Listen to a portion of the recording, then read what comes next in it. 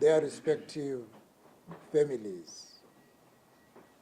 This is a very big number to have been lost or to have perished on a single natural disaster which has ever been experienced in the Eastern Cape.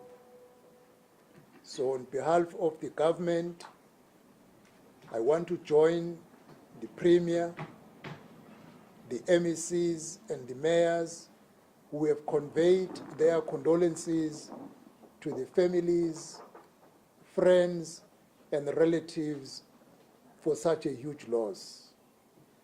Our condolences also go to schools, where beside the 10 learners, there could also be other learners in the total number of 57. So we want to convey our condolences to schools, parents of these learners, the municipalities affected, our traditional leaders, whom are the custodians of the people that we have lost, and finally to the provincial government of the Eastern Cape. From this morning, we have visited various areas. The Minister of Basic Education will give a feedback as she went to the affected schools and met the parents. The team that I was going with, we went to the bridge where the minibus ferrying school children was washed away. It is very unfortunate. That incident should not have happened, because clearly, if you see the levels of water, the incident should not have happened. We are really sorry to the parents and all the relatives that were affected. We have also visited all the facilities, the community halls, where the displaced and evacuated communities are accommodated temporarily. Our observations are as follows. Firstly, the search and rescue services are fully deployed. We are so happy. Every effort was invested here from government departments and from humanitarian points of view in the all areas where we were doing site visits. The search and rescue teams are sufficiently on the ground. And secondly, there has been a report in the early morning hours in one of the media house which reported that there is a problem in terms of postmortems. I want to confirm that I spoke to the Minister of Health, Dr. Mswaledi, and a confirmation has been given that by 12 o'clock today, the 49 bodies that were confirmed as of yesterday have been completed. The only outstanding number could be the extra number, which totals to 57. So now, on record, sufficient support has been given in relation to the postmortems. And thirdly, people on floodplains were the ones who were affected. The infrastructure, the houses on the floodplains are the ones that were either washed away or were affected as a result of the floods. I think as a country, we need to start a hard discussion and confront the real challenge of people living on the banks of rivers to be removed before the worst happened. We were so happy. We visited 4 centers where our communities are kept, and all of them, they nodded with their heads to say yes when we said people on floodplains should be removed because they saw themselves, their houses covered, and losing 57 people as of now at one time is very bad. And this should be a discussion now countrywide. All 3 spheres of government, local, provincial, and national, all political parties, civil society, we need to speak with one voice. That we cannot carry on losing people simply because they chose to build on floodplains. We need to collectively work together, municipalities, our traditional leaders, to identify safe areas where people will have to be relocated. And we will not have to wait for the human settlement to provide shelter, because where they are, they were not put by human settlement or any sphere of government, but on their own attempts and means, they provided shelter.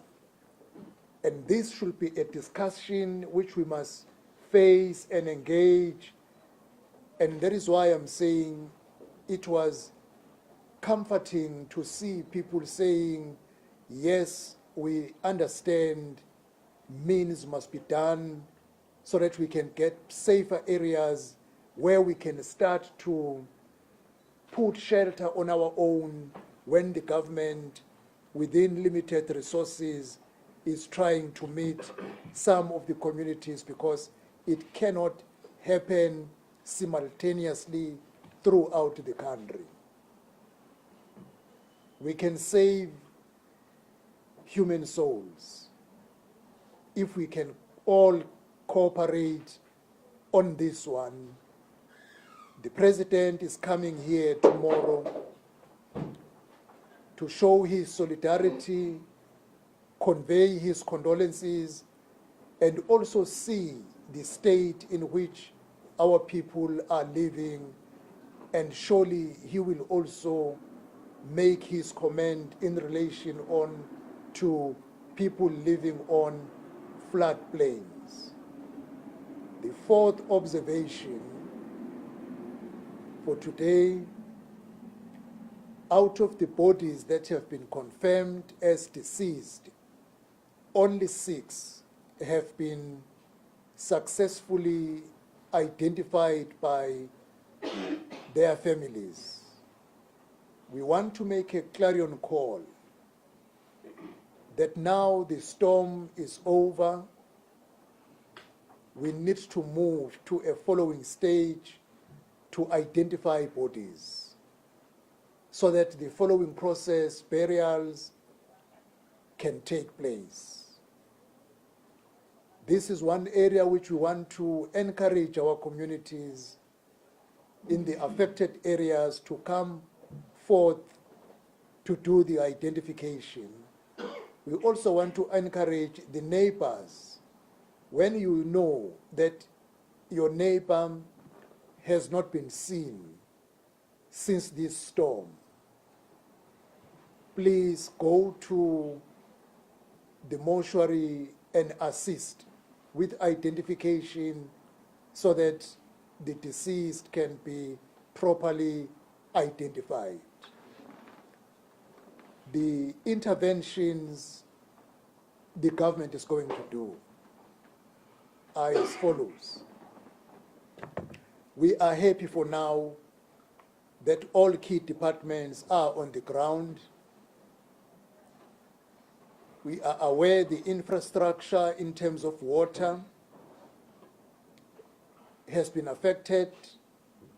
The Department of Water and Sanitation has deployed sufficient technical team and engineers to ensure that the infrastructure is being attended to so that proper interventions are done. Cogta will also deploy technical support through MISA in order to ensure that the challenge of the infrastructure is attended to at the earliest. 2, as of today, the classification of national disaster has been done.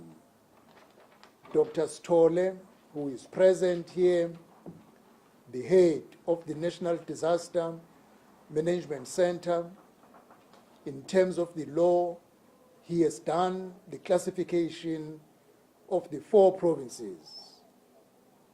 The first province is Eastern Cape, followed by KwaZulu-Natal, followed by Free State, and followed by Western Cape, which are the 4 provinces that were affected during the past storm. There will be no need of a declaration. The classification is sufficient. It allows all departments and all spheres of government to activate necessary steps in terms of intervention to respond to the storm that has occurred in the past few days.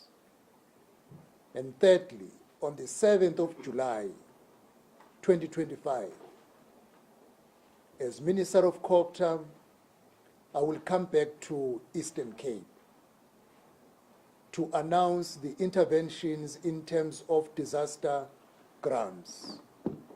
It will be on Monday, the 7th of July. Now, the major responsibility lies on the 4 provinces to collate data so that necessary steps can be done, that by the 7th of July, we are able to intervene at the earliest. It is our wish as a government that intervention should not occur after 2 years, when multiple disasters have occurred. But any intervention in terms of disaster happens when a credible information was submitted by the affected municipalities. The MEC for Cogta, Honorable Williams, is present. The Honorable Mayors are also present. Our technical support staff is present. The response of the government will be immediate on the basis of information that will be submitted, as I have committed the 7th of July as a date to come back in this province. On that day, we will be announcing the disaster intervention to all the affected 4 provinces, but we will do it here in Eastern Cape. Lastly, I do want to thank all the humanitarian organizations who came on board in terms of support with material, blankets, sponges, and meals. And I also want to convey our gratitude to all spheres of government, from the local governments to the provincial government of Eastern Cape and the national government for all the interventions in terms of support that has been provided. We know a heavy moment is going to begin now, laying to rest all the deceased.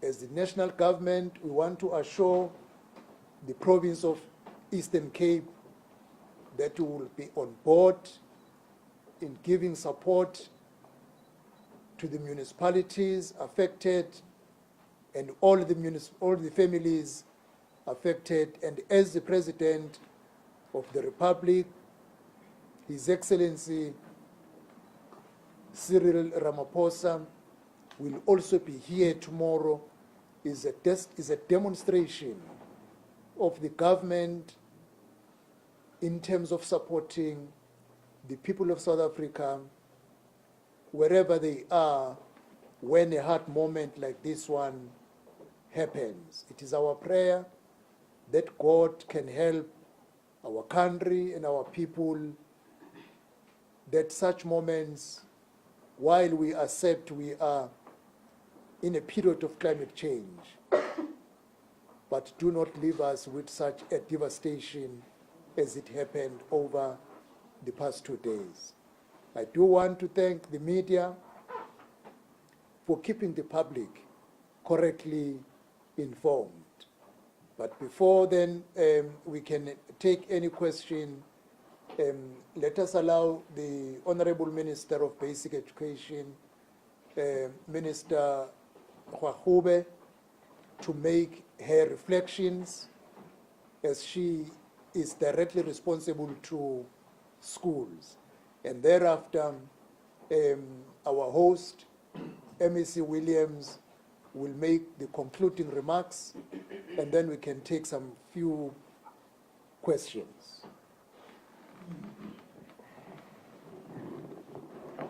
You must pay me.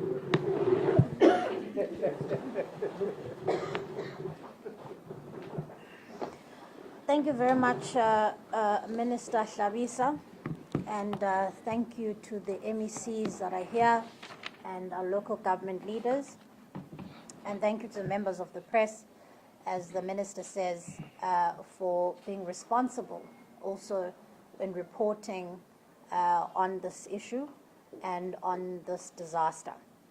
Just to give an update regarding the effect of this storm and this disaster on our schools, we know that there was an accident, a scholar transport accident that took place on Tuesday morning of a transport that was ferrying learners from Jumba Senior Secondary School. 13 of the learners were washed away in that accident, and 6 of them have since been found and have been declared as deceased.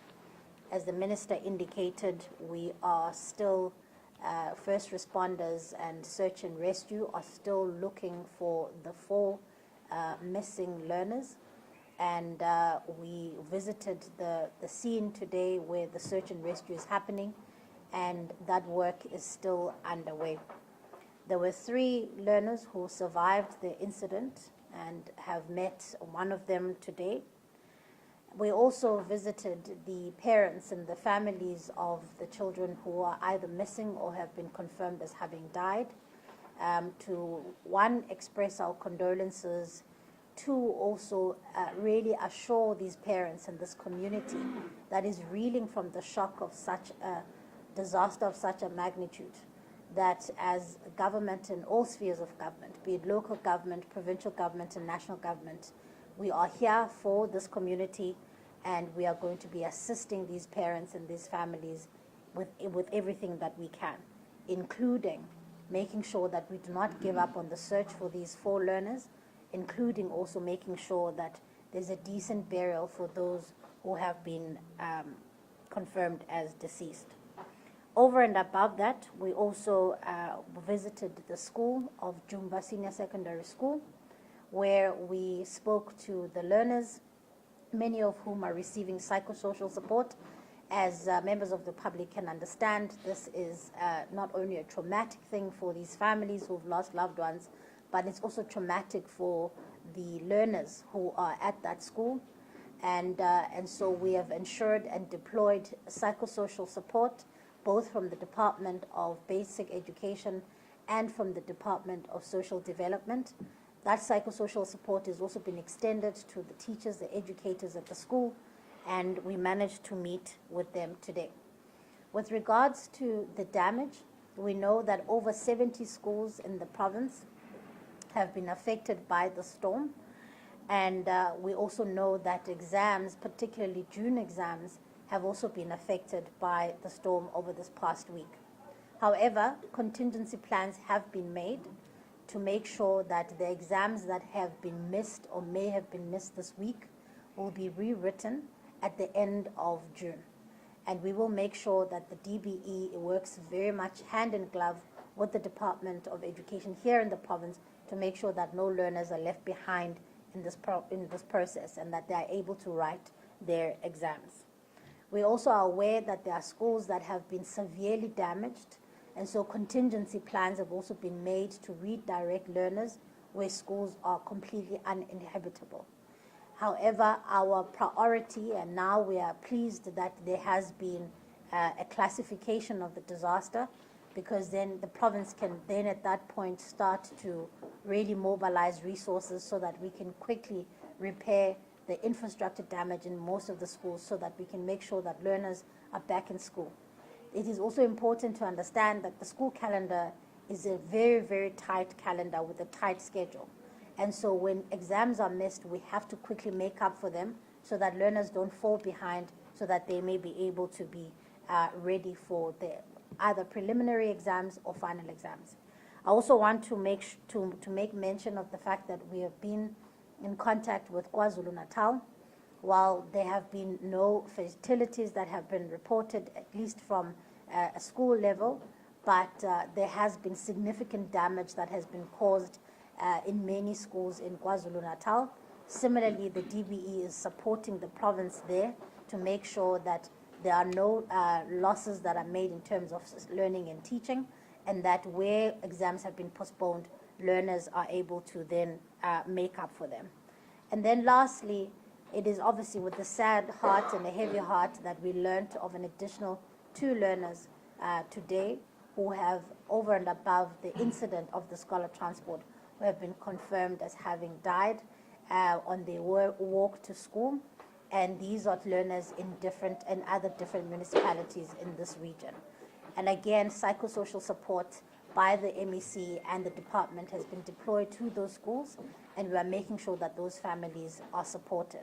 I think from the side of the Department of Basic Education, Minister, ours really is to make sure that we are repairing the infrastructure as much as possible and as quickly as possible so that we can get learners back to school. We are making sure that those learners who are needing scholar transport have scholar transport that is ready to take them back to school, because we have a responsibility to look after the school calendar. But then over and above that, we've got a responsibility of supporting these learners, teachers and educators and parents in the schools to make sure that they've got the psychosocial support that they need, but also to make sure that we assist with the province and the local government in terms of making sure that these learners are given a dignified burial that they need. And those are the most critical priorities on our side. Thank you very much, Minister.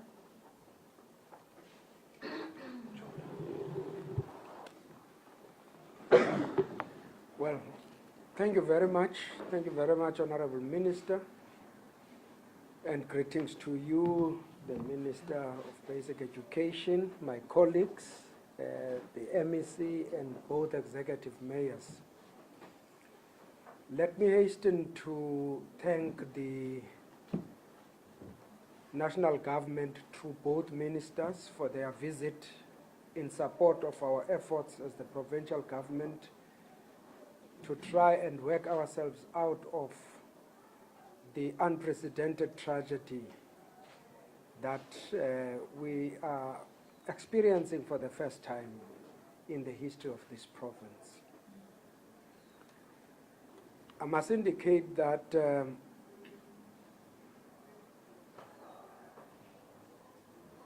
since this is a provincial disaster,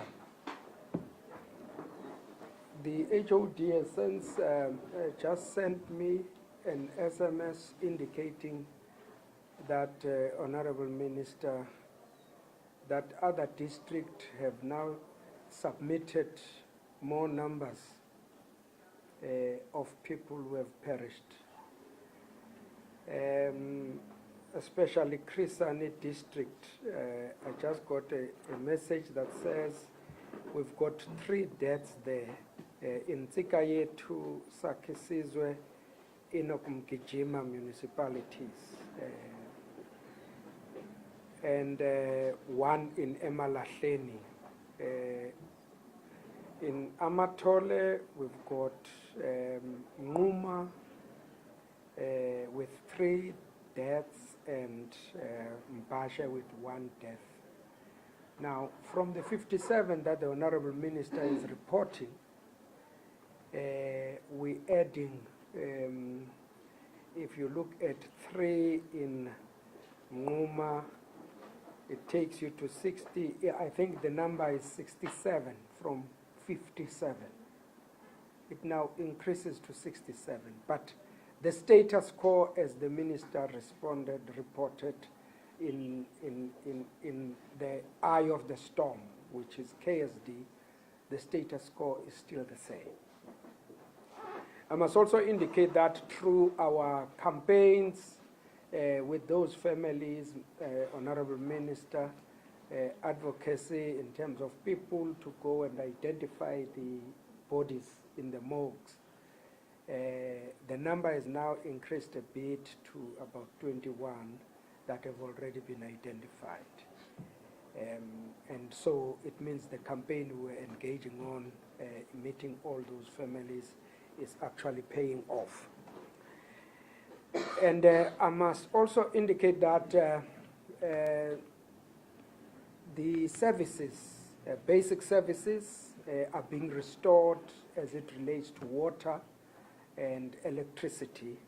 ESCOM is reporting progress that the electricity even in the plants is being restored, working together with our provincial technical team, including the national technical team from MISA and the Department of Water Affairs.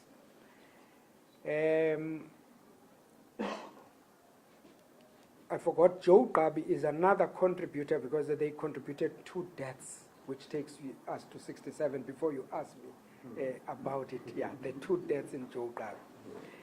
Roads and bridges, some have been mopped up already, they are drivable, and our Provincial Transport Department is on hand to deal with that.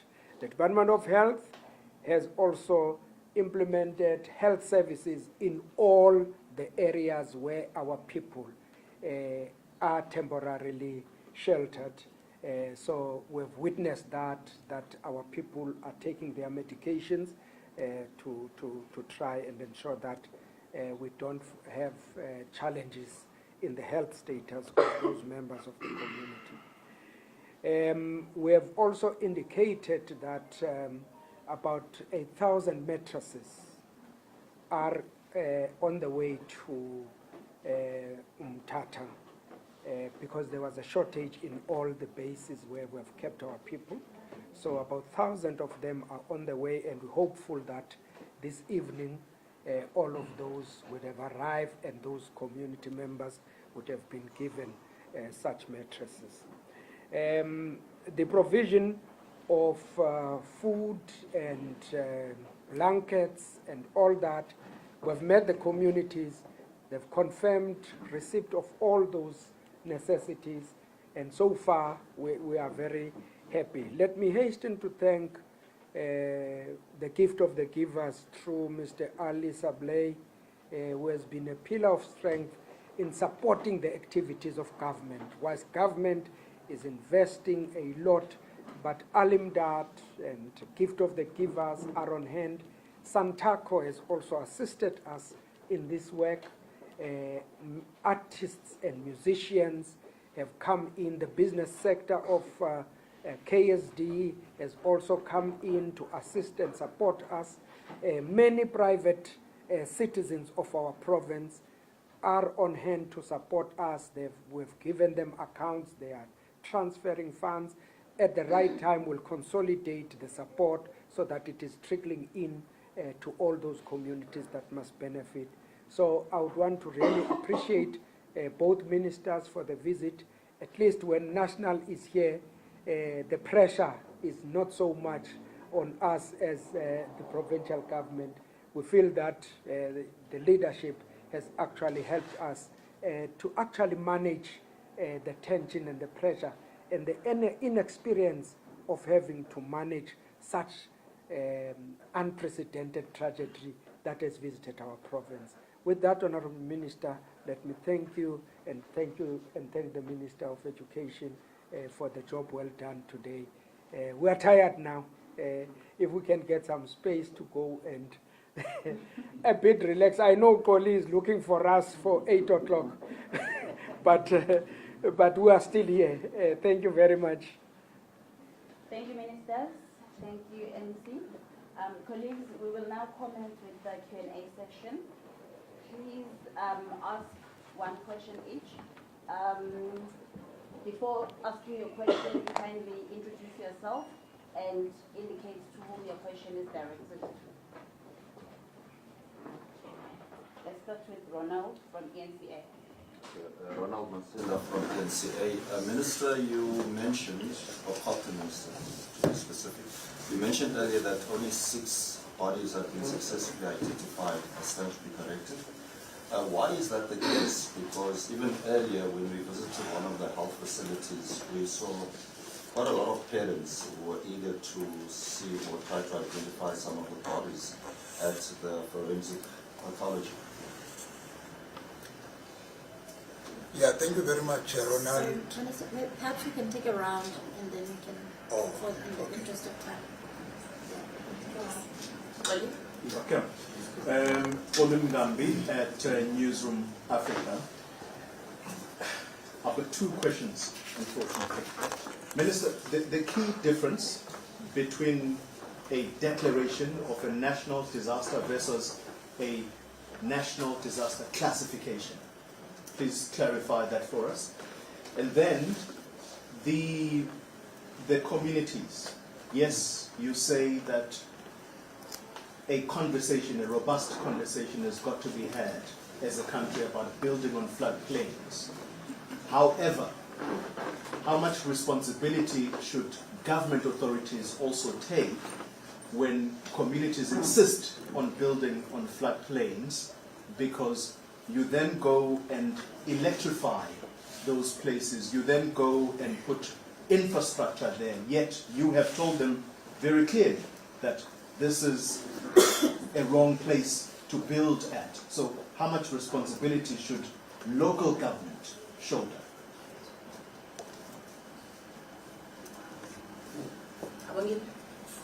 Oh, sorry. Mine is short. As these numbers of the deaths are increasing and we're gradually approaching the stage of preparing for funerals, is the government in its plans planning to hold maybe what we may call a mass funeral for the victims? I'm done. Thank you, colleagues. We'll hand over to our principals to respond. Let me start with Ronald. As we are seated here, figures are changing. You will recall when we went to sleep yesterday evening, it was 49 people. In the morning, it was 57 people. Now, with additional figures coming from other areas which are just coming now, in the morning we requested that the information must come early. Now, when the MEC is receiving the information while we are sitting here, it tells you the figure now has gone to 67 in terms of deceased. In terms of the identification, in the morning we had a confirmed number of 6 people. The Honorable Mayor, Unyati, I spoke to him in the morning that can you please activate mayors to encourage people to go and do identification. That is why now the latest figure is 21 from 6. Then you ask a question as to there were so many people, why the number is low. There could be a number of factors because you need to correctly identify yourself before you identify the deceased. Now, some people will go there with no document to identify the deceased. There can be so many, and they will need to undergo a process of affidavits to ensure that not a wrong person makes an identification, even if it might be correct. I'm sure I'm answering the question. Now, actually, in relation to the 2 questions, classification is done by the head of disaster management, which is Dr. Stone. Oh, well, there he is. When he has done the classification, it allows the minister to do the declaration. You do the declaration where you need an extra support which cannot be made by the classification. The classification makes it enough to allow departments to be activated, to intervene, all 3 spheres of government to start initiative of intervening. If then it had to be the minister who makes a declaration, there will have to be regulations that must be done first before you do a declaration, which can take a longer time to go through that process, which delays the departments or 3 spheres of government to activate processes. So now, it differs when an extra support is needed, then you will undergo that longer period of undergoing a process for declaration. But if you feel, because we have seen the scenario, that is why we said, let's physically go there, not hear from phone calls or messages, physically go there and see what intervention is needed. The classification is sufficient to activate every sector of government to intervene. There is no need to go a further step of a declaration. I'm sure actually I'm answering the question. Then on the question of the responsibility of government in terms of services, you see the issue of climate change. We have been looking at it from other countries in other parts of the world. Now, even if you see people are in an area where they were not allocated correctly, it has been a tendency that services must be given to these people. But now we are facing a hard reality that climate change has come to live with us. That is why I'm saying at a government level, we need to begin a new conversation now, a very hard one, to say all the people, some have lived for more than 10 years.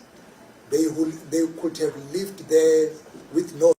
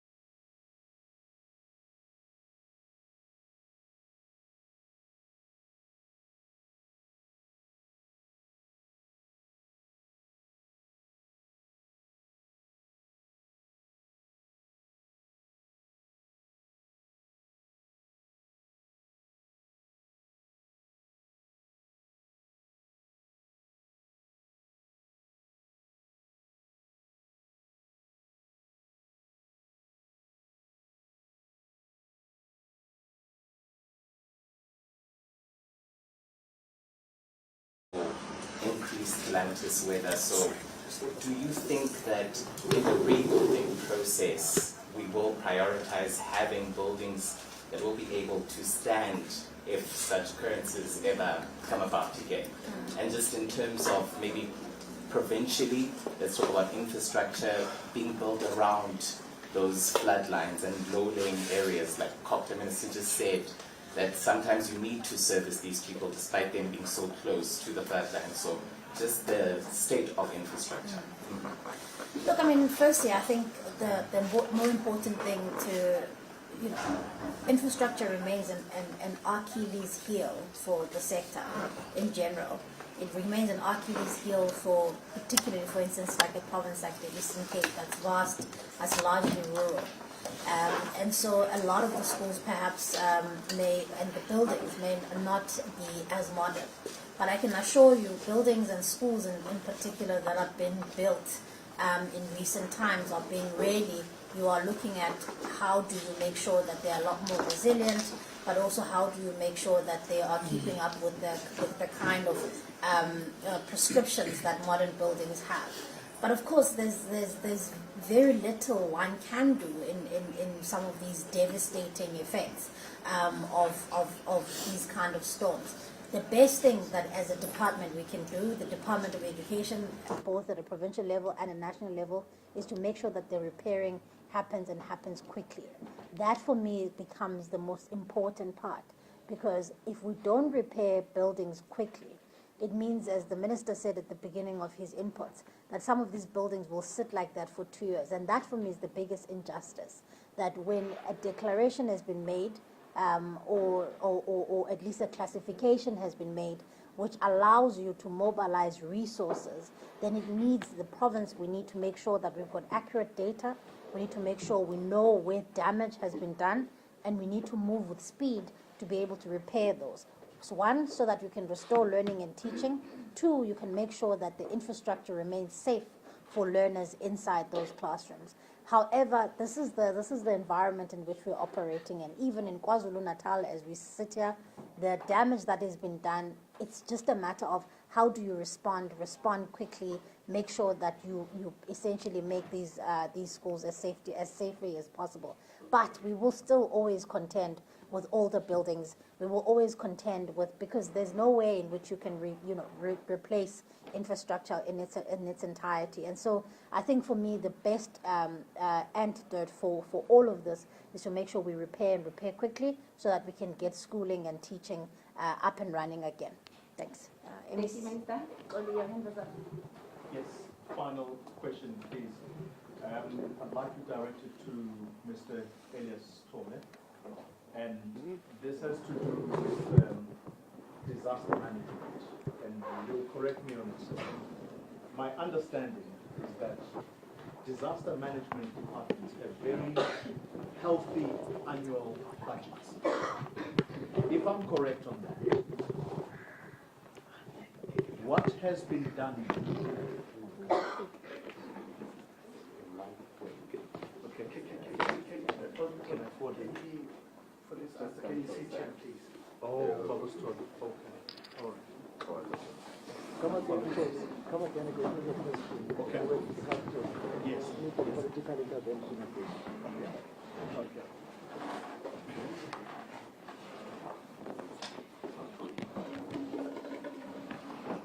All right. I'll just shorten the question. What is your assessment of the disaster management in Mthatha, or should we say the OR Tambo municipality, given the response times? But also key to that, early warning systems. What was done to forewarn people? And do you think that the people here did that? Yeah, no, thank you very much, ministers. Yes, let me start with the early warning question. We received the early warning from South African Weather Services. And as and when we receive those early warnings, and those early warnings, they get distributed to provinces and also to the municipalities, but also the South African Weather Services go extra mile and also share those early warnings in other social media and other media platforms. That's number two. We're then expecting that the structures in the communities will then also make sure that those communities are being informed in terms of the risk which they might actually experience. I think I would appeal to the ministers to say the challenge we are facing, not only here in Mthatha, but it's also in other provinces, is the people building in the floodplain area, the floodline areas. That is the problem which we need to address, because even if you can distribute those early warnings to those people, and you find that they are unlikely maybe to leave their homes because someone can actually break in and then you see and steal their belongings. So it's about making sure that those people who are residing in those floodplain areas, then we actually relocate them, so that as and when we issue the early warnings, then we know that those people are not in danger. So I think it is work in progress, because in other provinces they've already started to deal with those people who are residing in the river banks. But I think here now specifically, because you asked about Mthatha, I think it's what we've discovered as we're doing the work about with ministers. We've realized that there are people who are residing in the river banks. That's a question which we need to answer as government, to say what is the best way of relocating those people. The second question we should ask about the budget, whether it's enough for disaster relief centers. The minister indicated that as we speak, we are now facing the issues of the climate change. So we are experiencing violent floods, things which we never actually experienced 15 years ago. So which means we need to make sure that we're strengthening the capacity of the disaster management centers in those areas which we see that there might be some gaps. There is a process at national which actually is doing that, to make sure that the disaster management centers, as and when they're functional, but we as national government, we make sure that we actually allocate more money to those centers, and so that those centers are able to build capacity to respond with the growing challenges which they are experiencing within the boundaries of the municipalities. So there is a process at national which we are looking in terms of how best we can enhance the disaster management capability in the country. That includes in Mthatha. The issue of the budget, I'll answer that question like you never have enough budget in the space of disaster management, meaning you can pump monies there, but as we always say, disaster management is everybody's business, which means as government, we can inform the communities, we can alert the communities, but we need also the support from the communities to participate in our risk reduction activities, so that as a collective, we can make sure that everybody's safe in any other areas. Thank you. Thank you, Dr. Sule. But Can I just, comment this one? Okay. oh, you wanted to add on this one? On this one, Minister. Yeah, come first, then I will do, because we must take the opportunity of educating the public, because there is an area which I think we can add more light to the public so that they can respond for the best of the country as we have landed into this period. You can come first, and then I will be the last one. Oh, thank you.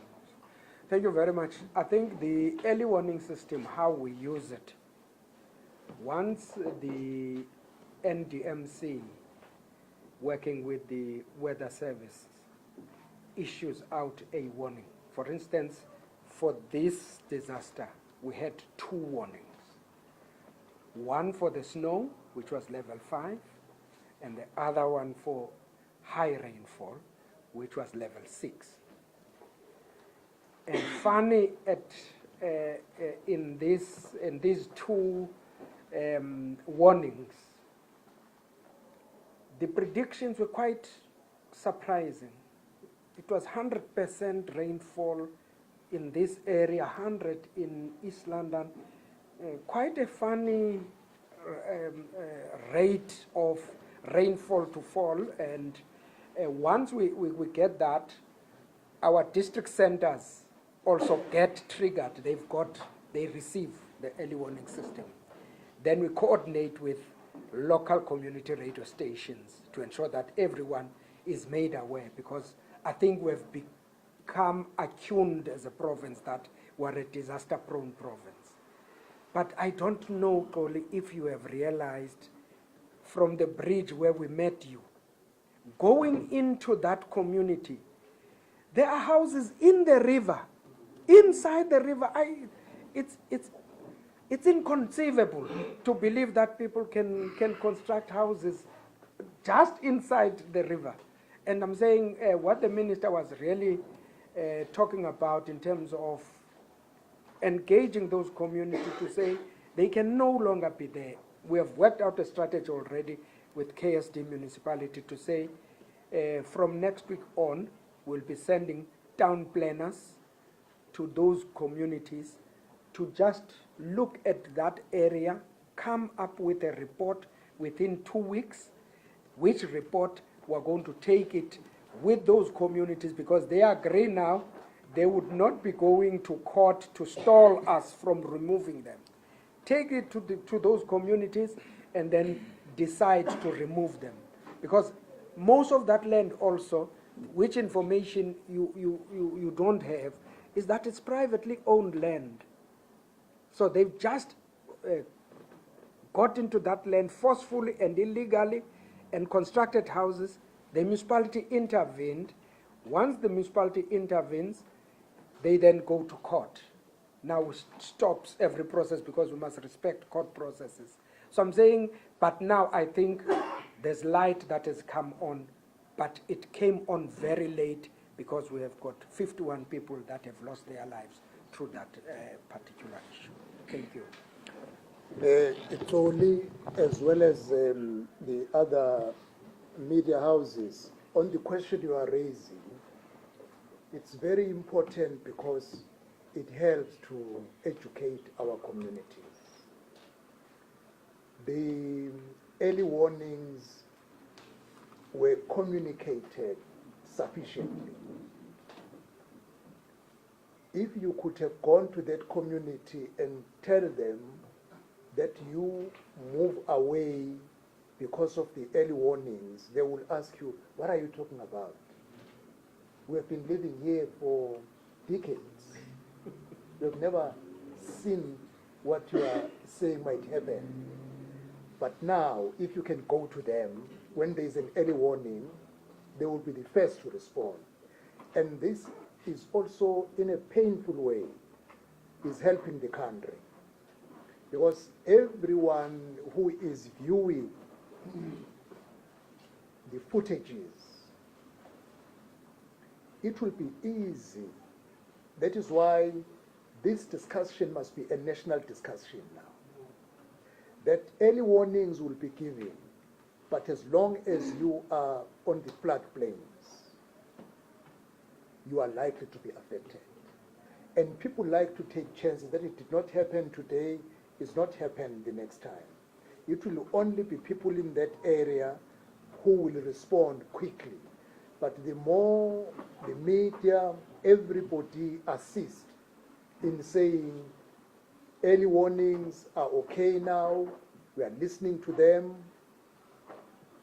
but it might rain in the middle of the night when people are asleep. And we wake up with sad news. Now, we better do it now. Now, when there is no rain, there is nothing, we engage everybody and we take it as a national matter. Because now today we are here as a nation. If the president is coming here, it's a nation at Umtata because of a disaster, and all the people affected at most are on the floodplains. The children were unfortunate because the driver should have avoided getting into the bridge, seeing that for today is the kind of water I've never seen in this area. Now we can't say more, but that one really should have been avoided. The Dr. Stolle responded on We are overhauling the whole system. I came back from Geneva on Saturday on a disaster risk reduction workshop. And very soon, we will hold an engagement as a country in terms of how better can we mitigate disaster. And there are options that we are going to look now, the insurance. Because if you have the infrastructure insured, insurance pays quicker than the government. Because for government, the fortune year, we are at the beginning of the year. That is why it is easy for me to say I'm coming back on the 5th, on the 7th of July. Because we are at the beginning of the financial year, we have money. But if we were towards the end of the financial year, they would be difficult to intervene. But if the infrastructure is insured, when a disaster occurs, you knock at the door of the insurance and they release money.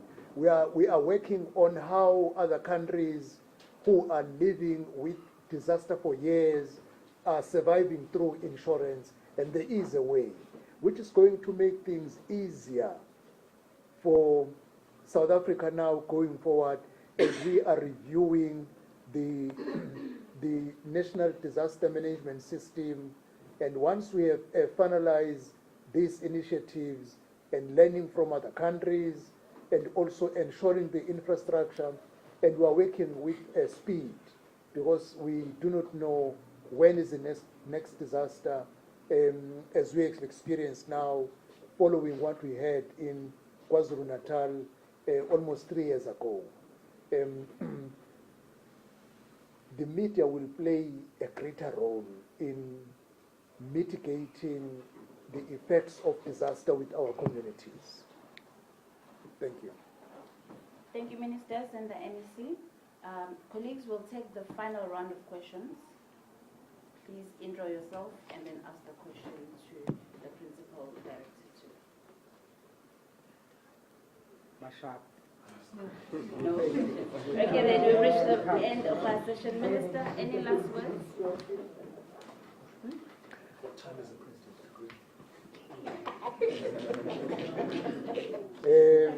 No, Soli is asking what time is the president coming here. I'm sure the communique that has been released must be indicating the time tentatively. 9 a.m. Oh, yes. 9 a.m.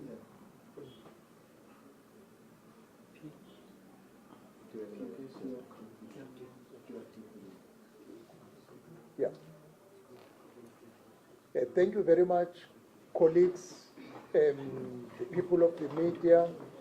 We not do hear this one. We really want to thank you because you are the channel of communication.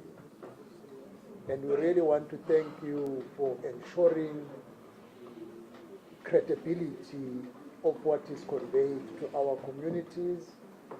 The social media these days is very bad because people communicate what is not true, but the reliable media, you know, whatever you read or you see, you check who is the source. And then if you know it's a reliable source, then you start believing it. Thank you very much for the role that you are playing and also reporting responsibly, even on sensitive issues. When people have lost their loved ones, it is too sensitive. And sensitivity is what we will always appreciate from the media, and also not pressing hard on certain issues where you need to give a space to the affected people. And thank you, colleagues, for the work that you are doing. Carry on supporting the communities until we meet tomorrow. Thank you. Thank you.